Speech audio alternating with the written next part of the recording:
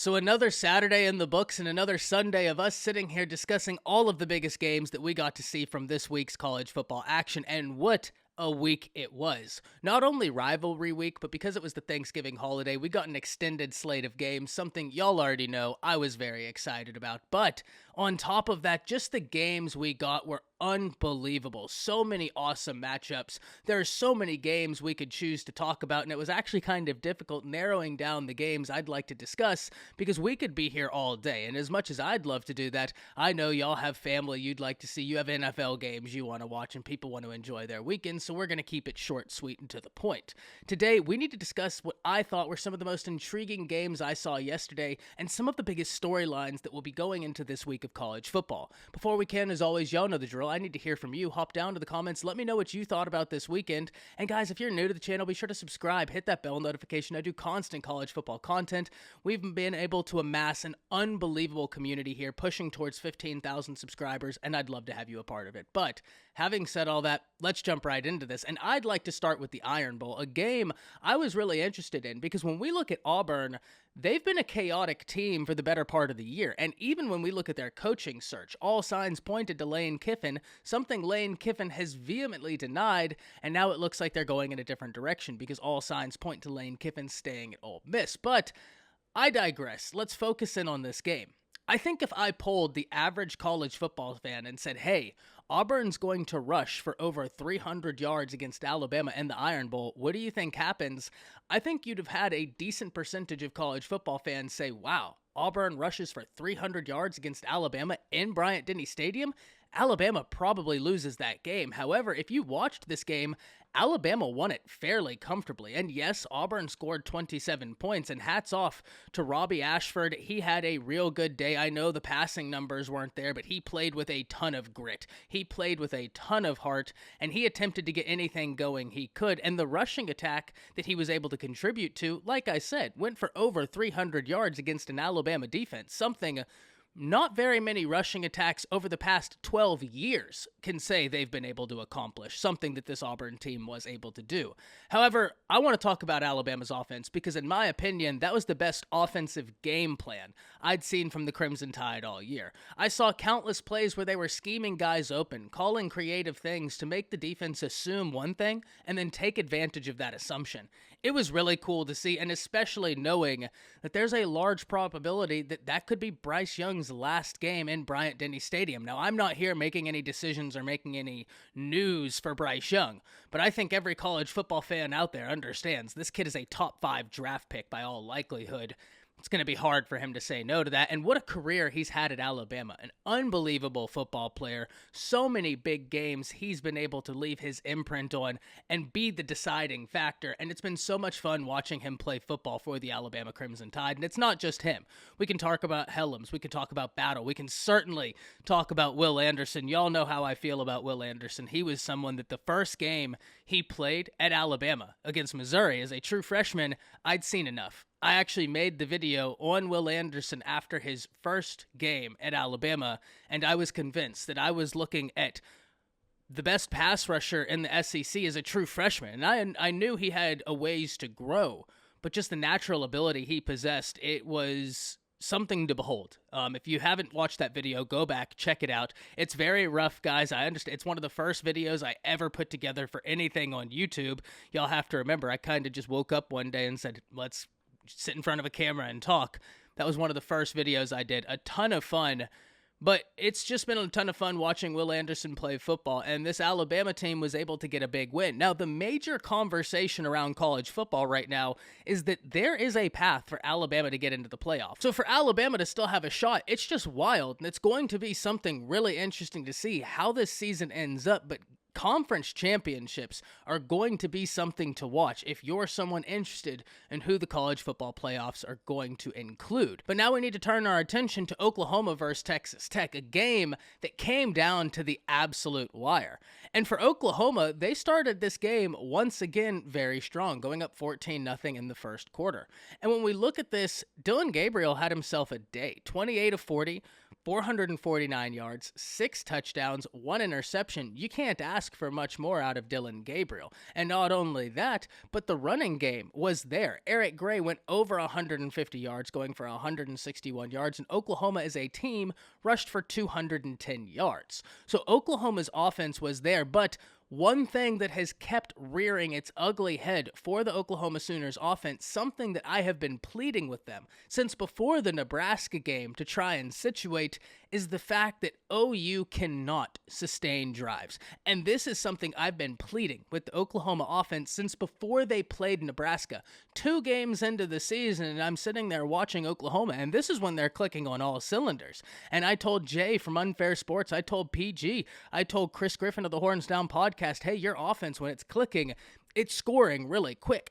I want to see y'all take 5 minutes off the clock at will, because what happens when you play a team that's able to take you into that control game? I want to see Oklahoma exemplify that they can be taken into those waters and swim. That's something we have not seen. And once again, we're sitting in a situation where at the end of the game, Oklahoma will lose. You look at the box score and you would be real confused trying to explain to somebody how Oklahoma lost that game. And what do I mean when I say that?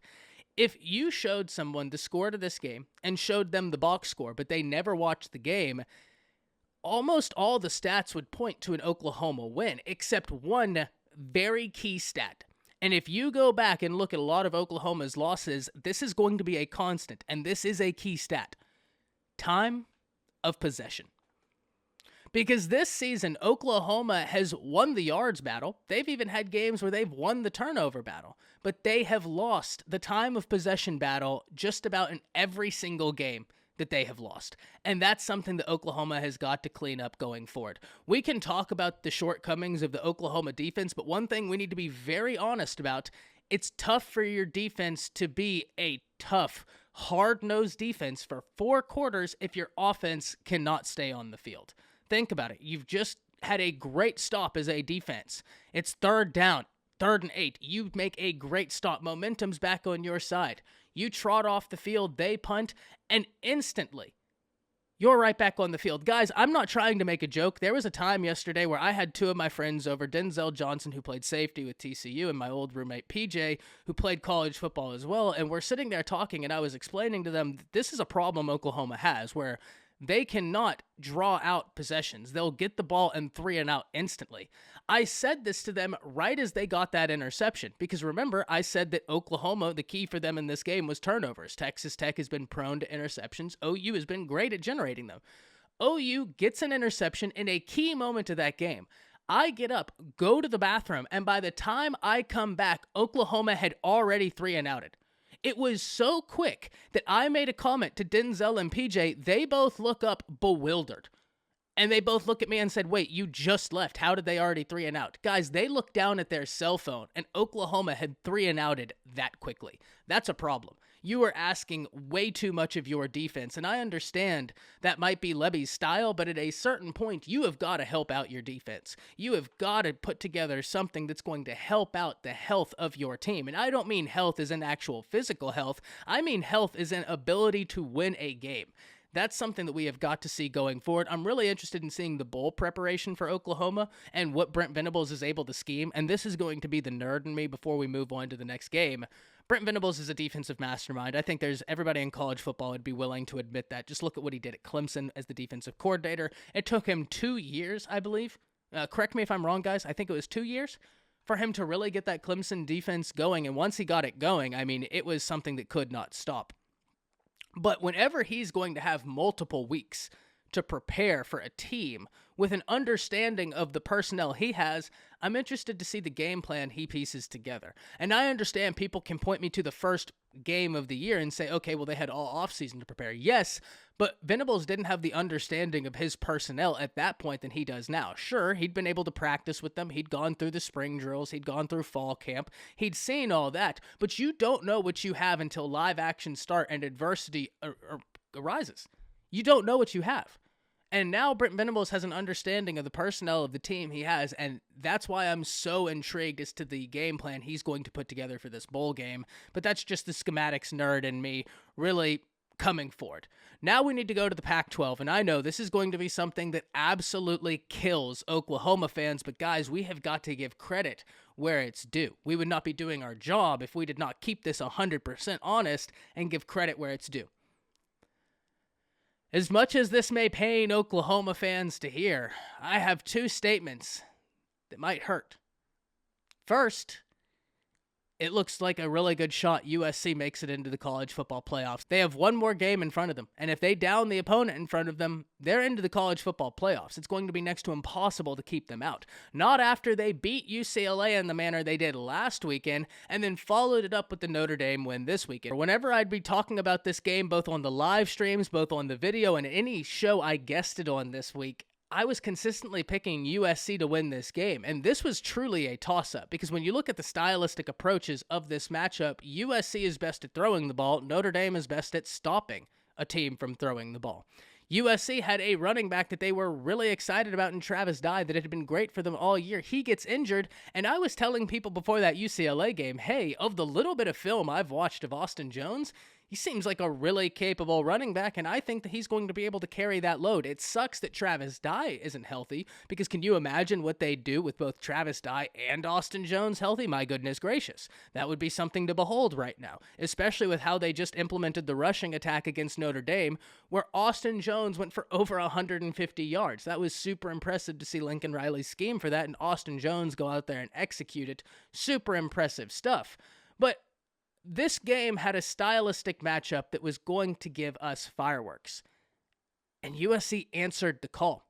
And one area where I do have to be forthright, because I did not think that Notre Dame would be able to win in a shootout with USC, I have to give respect to Drew Pine, guys. 23 of 26, 318 yards, 3 touchdowns to 1 interception. That's about as good as Drew Pine has played all year. And if I gave you that stat line for a quarterback, didn't tell you the name, I think everybody in college football would be like, man, that guy had a hell of a day. 23 of 26, 300 plus yards, 3 touchdowns, and an interception. Man, that dude had a good day. And he did. And he absolutely did. And the biggest thing I questioned for Notre Dame, because like I said, I was the one consistently picking USC to win this game by a short margin. I didn't think it'd be by a wide margin. I had 10 points to 7 points. USC won by 11, which is a little bit more than I had them winning, but I think it proves the point of this was a great game in terms of stylistic approach. The biggest question I had for Notre Dame, to keep it short, sweet, and simple to the point, and we'll move on after this, is if USC scores first, what are you going to do? Are you going to be able to contend with them? I didn't think the answer to that question was yes. I thought if it got into a shootout, Notre Dame was going to be in trouble. And in fairness, I thought they'd be able to rely on their rushing attack far more than they did. USC shut that down. Notre Dame had 90 yards on the ground. Hats off to USC for shutting that down. Hey, hats off to Drew Pine for showing up, playing big boy football, and going out there and making sure you were going to give it your all. I have nothing but respect for Drew Pine's performance. Here's the second one. I don't know who gets the Heisman if it's not Caleb Williams. Guys, what he did last week against UCLA, and I know there are going to be people that say, hey, it was UCLA. He went for almost 500 yards at a 75% completion percentage and averaged 10 yards a pop plus. 10 yards plus a pop. I don't care if you're playing Bishop Sycamore's defense. That's impressive. In Division I college football, for you to throw for 75% at that amount of yardage, at that yards per attempt, that's impressive, man. That's impressive. And what did he do? He followed it up this week by going 18 of 22, 232 yards and a touchdown. And while those stats are impressive, and they are, you had to watch it to appreciate it. You just did. It doesn't give it justice.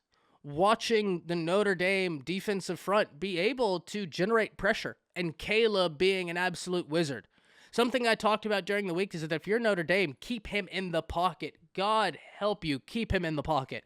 Do not let him escape the pocket, because when Caleb escapes the pocket, he can make just about every throw on the run as he can in the pocket, and he showed that.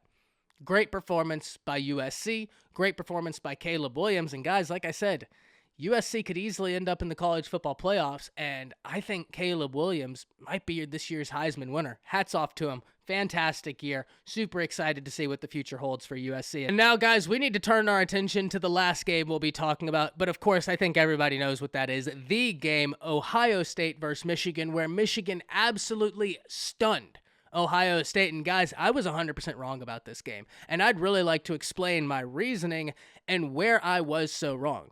Because whenever we were previewing this game, we had to talk about the health status of Blake Corum, one of the best college football players in all of the nation, someone who Michigan has relied on heavily to get to this stage. Now, Blake Corum is not alone in terms of Michigan's rushing ability. Donovan Edwards is a very capable back, but remember, he was a little bit banged up as well. So from the outside looking in, you're looking at a situation where Michigan is going to Columbus to take on Ohio State. It's a revenge game for Ohio State, and you have a questionable status for one of the best players in this game, Blake Corum, and that's what Michigan does best, is their rushing attack and their defense. Whenever you thought about it like that, then the question had to be asked, okay, well, if it's a battle of quarterbacks, who am I going to take out of J.J. McCarthy and C.J. Stroud? And personally, I thought the answer was C.J. Stroud.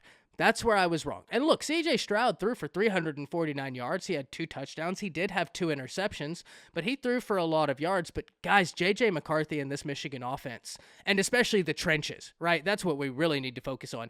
This Michigan offensive line is unbelievable, and they dominated yesterday. But hats off to J.J. McCarthy. He threw for 263 yards, 3 touchdowns, and a quarterback rating of 92.6. And this is something I talked about in the group chat we're in. During the early portions of that game, I'd sent a message into the group chat saying, hey, Ohio State is really trying to show Michigan that they don't believe in McCarthy's ability to beat them deep. That's why they were playing that cover one man look at the rate they were. They were selling out to stop the run and begging J.J. McCarthy, be the one that tests us, because we don't think you can do it. Entering into the fourth quarter, I sent another message to the group chat saying, why the hell are they still in this cover one? Because Michigan has been able to get whatever they want out of it. Whether J.J. McCarthy's throwing for 500 yards or not is irrelevant. He's making the throws when they need to be made. He's taking advantage of your defense, and it's not like you're even able to stop the run. Guys, we've talked this whole time about how Blake Corum wasn't able to go and how Donovan Edwards was still a little bit banged up, and still, Donovan Edwards went for over 200 yards in this game. 216 yards on 22 carries with a long of 85 yards. So you can even take out that long. Give him 21 carries, and he still had a hell of a day. Banged up against this Ohio State defense when Ohio State was selling out playing cover one man to stop the run. And he still had over 200 yards. This was a great win by Michigan and a great win by Jim Harbaugh. And I have been critical is a harsh word, but for lack of a better word, critical of Jim Harbaugh. I thought it was odd that last year he would publicly flirt with the NFL in the manner he did, but it has been something to watch how this team has responded to him. Because not long ago, I did a show with Chris Plank, and we were talking about how nobody in college football is talking about how well this Michigan team has responded to Jim Harbaugh after he publicly flirted with the NFL. And they're not missing a beat. I think that does kind of give us a testament as to the culture Harbaugh has been able to implement there. This was a great win by the Wolverines. A great win by the Wolverines. So very excited to hear from everyone about that. But guys, thank y'all for tuning in. Can't wait to hear your thoughts on another amazing weekend of college football. Oh, and kind of as a last little note, something just wild. David Shaw resigns from Stanford. That's just wild to me. Something we're going to be talking about this week. Hope you enjoy your weekend. Hop down in the comments. Let me know what you thought about the games and enjoy your Sunday. That's it. See ya.